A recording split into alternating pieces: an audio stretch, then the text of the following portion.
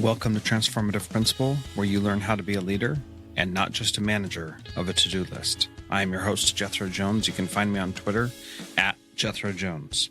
I just want to take a minute and remind you to check out conradchallenge.org and look at the kinds of things you can do to support students.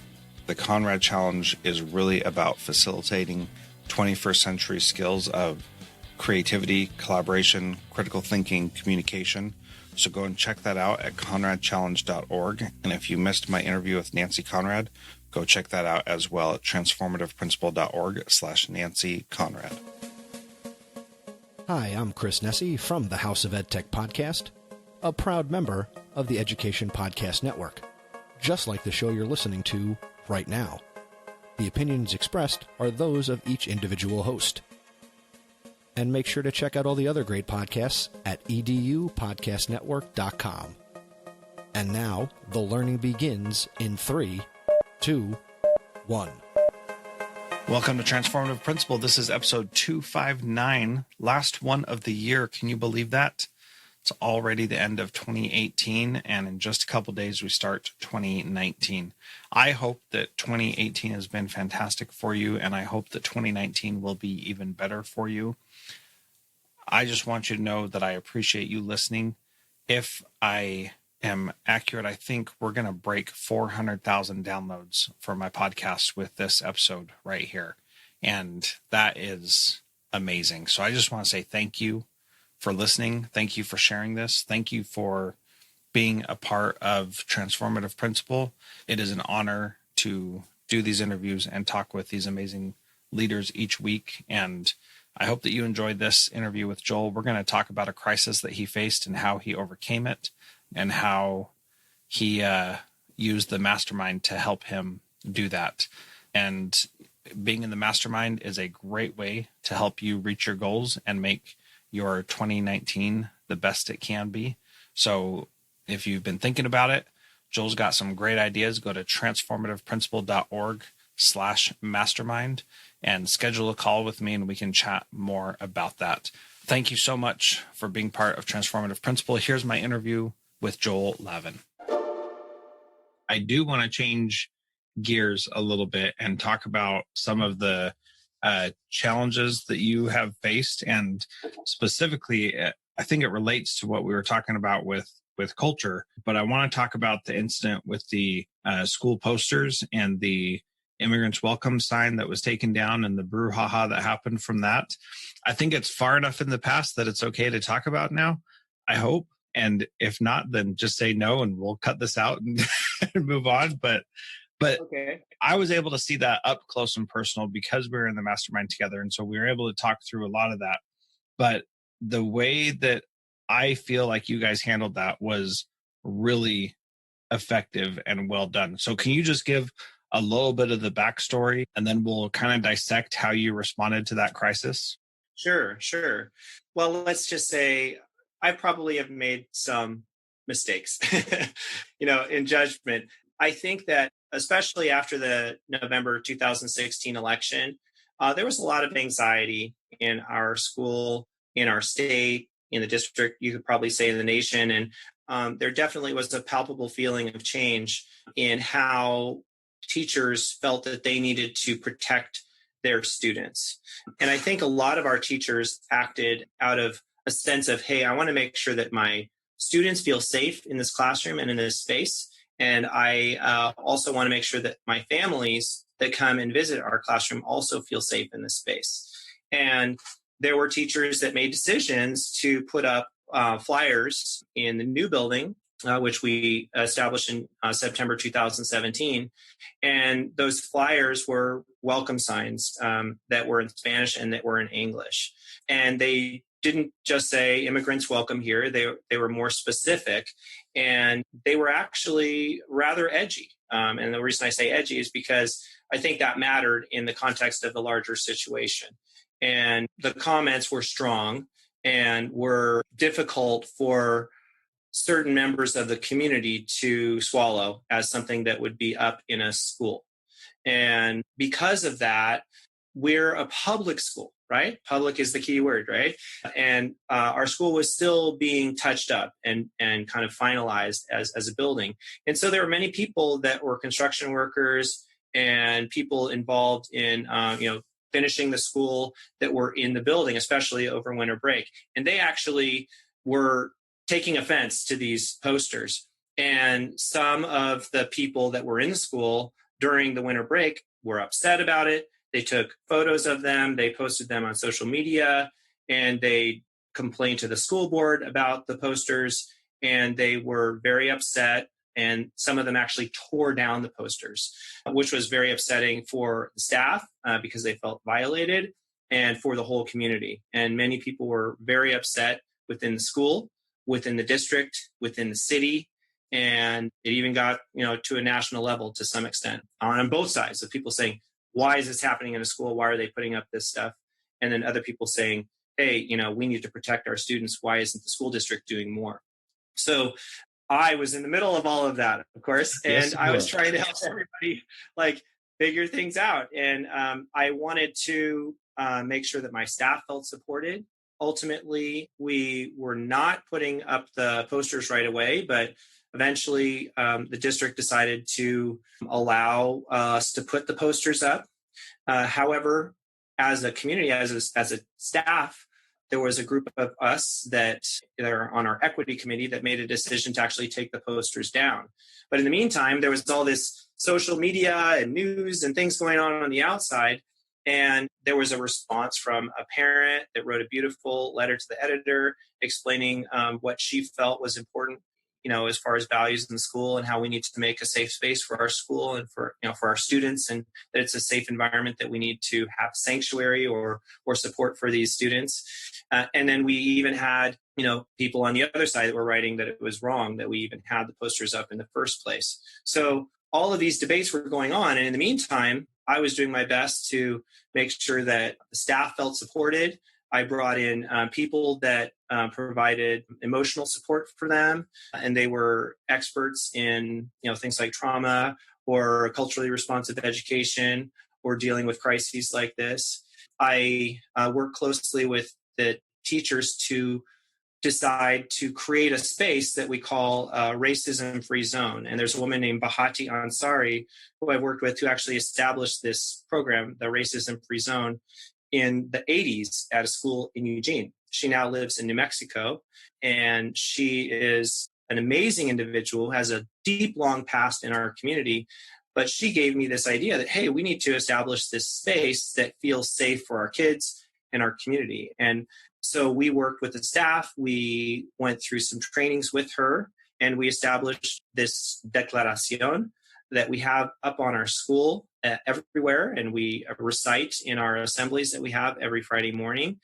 And we also do lessons to help students understand each other and understand across difference. And racism is something that we decided to discuss head on, and to make sure that our students, our staff, our parents, our family members all understood that this is a space that we want to make a safe space. And if someone comes in to our school and they check in the building, they actually see the declaration, which we have up, and they can read it in Spanish or they can read it in English, and they have to before they sign in.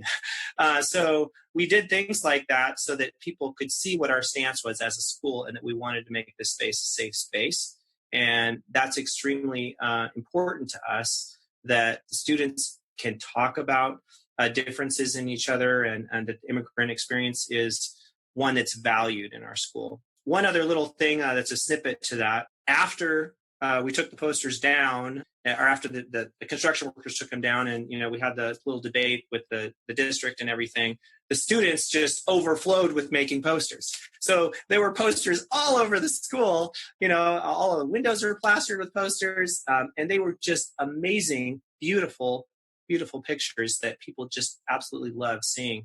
And we had other schools come and say, hey, we support you. And they brought in posters. We had people write letters to us and send us emails. So the outpouring of support for our students and for our teachers was just beautiful, and so loving and supportive. And it made us a stronger school. It made us an amazing space to live and work in. And I'm proud of all the work that our staff did to establish it and to maintain it. Yeah, and here's the key where you spoke about that, bringing the school, teachers, students, parents, everybody together after this incident happened, which I find really amazing because typically we build those bonds through hardship. We do our best learning through difficult situations or failures or whatever. And so now your school is much stronger because of that. The other interesting piece is the idea that you decided to not put the posters up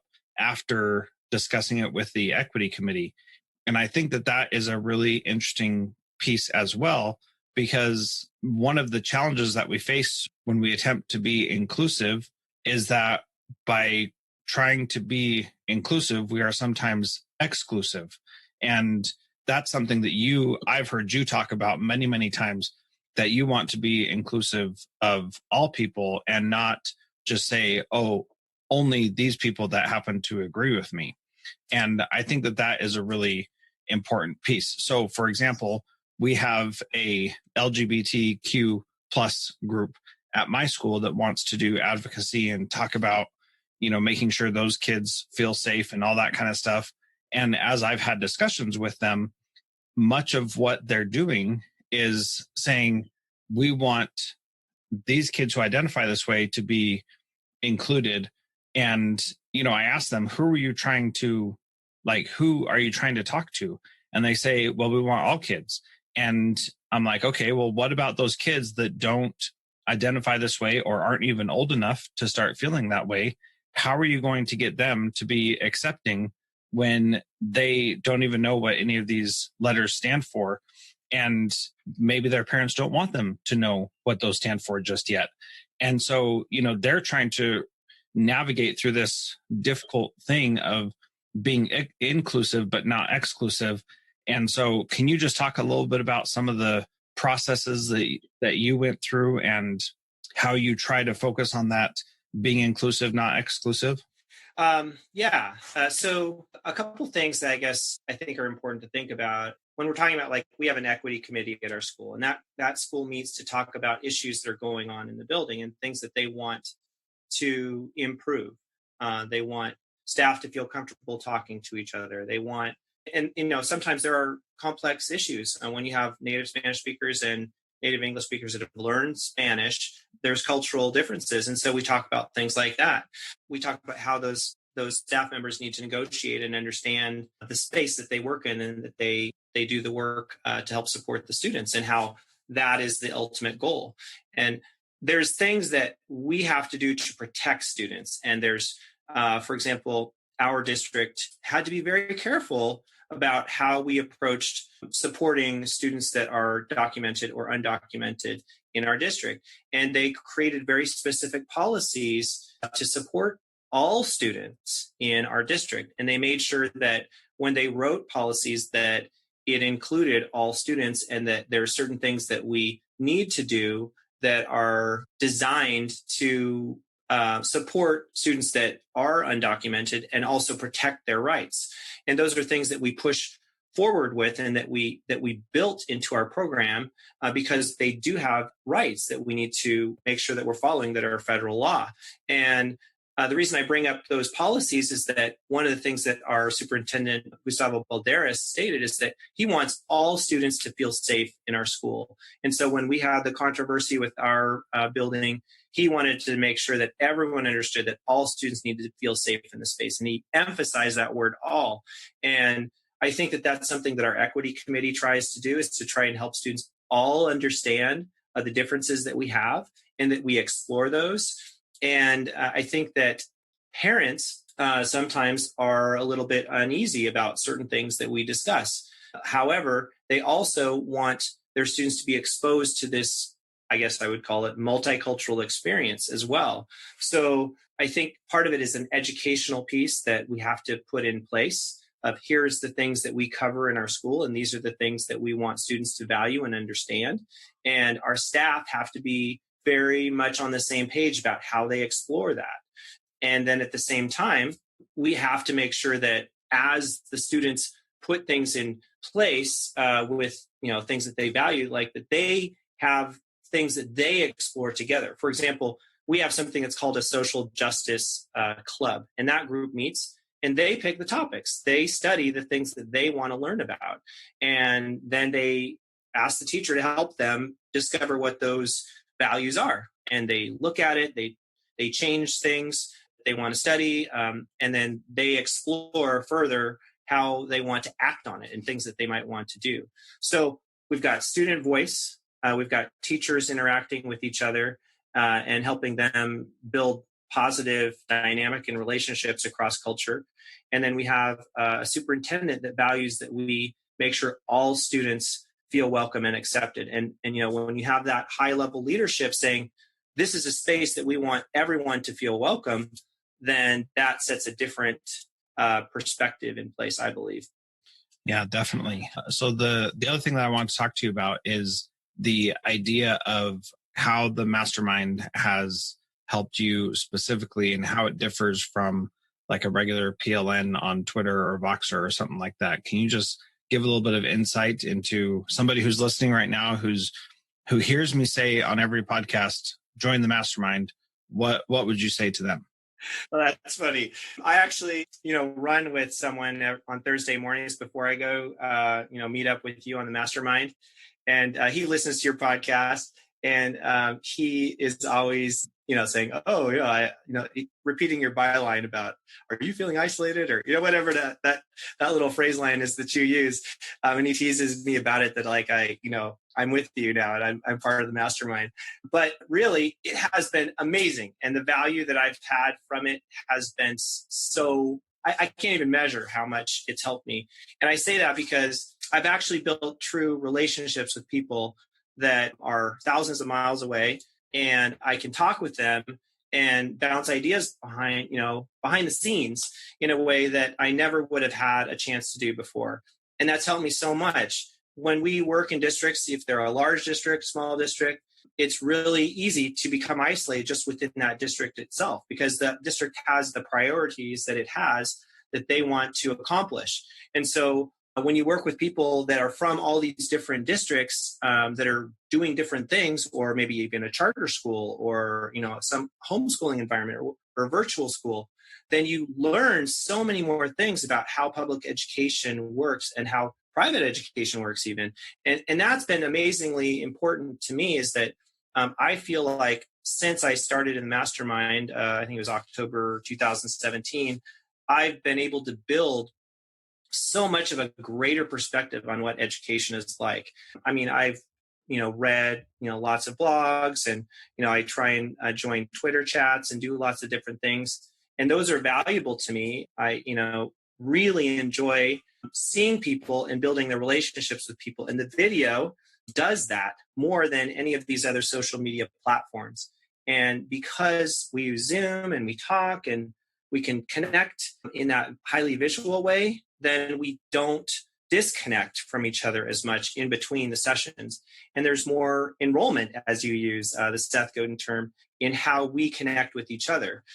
We are still boxing, or maybe we're following each other on Twitter, and we see what each other are doing, and we know what's behind why we're doing those things, because we have so much of a deeper relationship within that mastermind. And that's incredibly powerful, because we feel like we have these people that we can talk to and they have a little context of what our world is like, but they're not connected to the school district in the same way.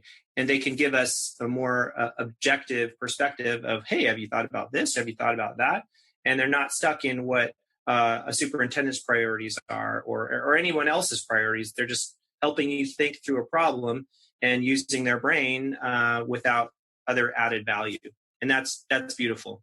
Yeah. And for the situation that we were just talking about with the welcome signs, what I remember from that time was the support that we had for you, and knowing who you were and what you stood for, and being able to, you would say, here's the approach that we're thinking, and then we would give our commentary, and then you got to make your own decision with your people there in Eugene.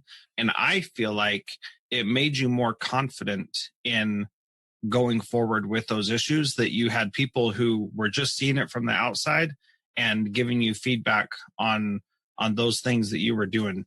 Do you have any perspective on that in dealing with this specific crisis we were talking about? Sure. Yeah, I guess what I would say about that is I think that when I talked to each one of the individuals about the crisis, I got that perspective. I got very honest feedback about, first of all, why were these posters up? And I was able to talk to people that were able to give me kind of pushback of more honest feedback, and not just like hate mail or, stuff that feels like you're just getting attacked, which I did get some of that stuff too.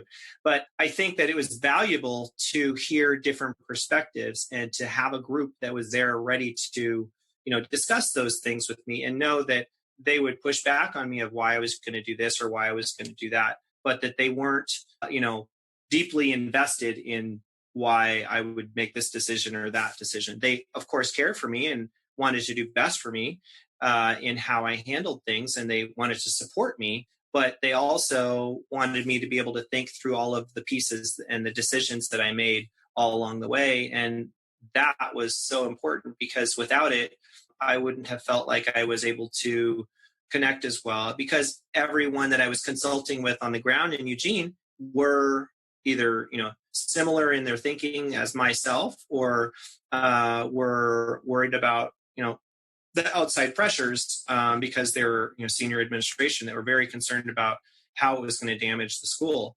And of course, my mastermind was worried about how it might damage the school, but I wanted people to be able to consult with that, we're just not in the game, no skin in the game, I guess. And that really is so, so important. Yeah, I really enjoyed that time because it was a big deal. And I remember our Voxer group was just blowing up at that time. And there was a lot of discussion back and forth. And it was really good, because the other thing for us is that it made us think, how would we respond in this situation? Which I think anytime you can go through that kind of role play, it makes you a little bit better. And then we're able to think like, what am I doing at my school to make sure that everybody does feel included? And that's what I remember from those conversations, is that feeling of, what are we doing to make sure that all families and students and teachers are included in our school? And I know from your experience, I made some changes at my school that were just little, but I think they sent the right message that we do need to be inclusive and help people be included in what we're doing at the school. So, I've learned a ton from you, and I know the other members of the mastermind have as well. So if you're listening and what Joel said didn't convince you, I don't know what will. So you can get more information about that at transformativeprincipal.org/mastermind. And Joel, the last question I ask everybody is, what is one thing a principal can do this week to be a transformative principal like you? I would say get in a lot of steps in your school. That's something I pride myself in, is that I try and get into almost every classroom I can every school day. And, look at that Fitbit or whatever it is that you use and keep track and be like, okay, if I don't have this amount of steps in my building today, I know that I haven't seen enough faces. I haven't smiled enough people, and I haven't, made that many more people's day. And I think it's so important to be able to connect with all of your staff members as often as you can. If you feel like you're missing something in a relationship, and you feel like you haven't talked to someone in a while, that you go out of your way to walk over there and to talk to that person. And that is what builds the cohesiveness of a school and makes everyone feel like their coherence in that space is all going in the right direction. And a school leader builds the culture in their school, and they do it with a lot of steps. That's great. Joel, how do people get in touch with you and learn more about you? Well, I am on Twitter at Joel Lavin. That's 2 L's in the middle there. And you can find me on Voxer. You can also reach me at my school email, which is just Lavin, that's Lavin at 4j.lane.edu. I'd be happy to talk with you, share any resources that I have, especially around dual language. One really important resource, if you're really interested in starting a dual language school, I highly recommend that you look at the Dual Language Principals Education. And that's a book that's written by Catherine Lindholm Leary and another group of other authors that are researchers in the dual language field. It is like the book that everyone needs to go through deeply before they establish a dual language school. And it is the book that you use after you've run a dual language program for a while and you want to see if you're really going the right direction. Great. We will have a link to that in the show notes at transformativeprincipal.org. Joel, thank you so much, as always, for your time. You are amazing. Well, thank you so much, Jeff. I've really enjoyed this podcast today. Take care. Thanks so much for listening to Transformative Principal. I enjoyed that interview with Joel Lavin. It was a lot of fun, and I really enjoyed talking with him, as I do every week. So thank you so much for listening. Just a quick reminder, transformativeprincipal.org/mastermind. Would love to have you join us. Thank you so much, and have a wonderful new year.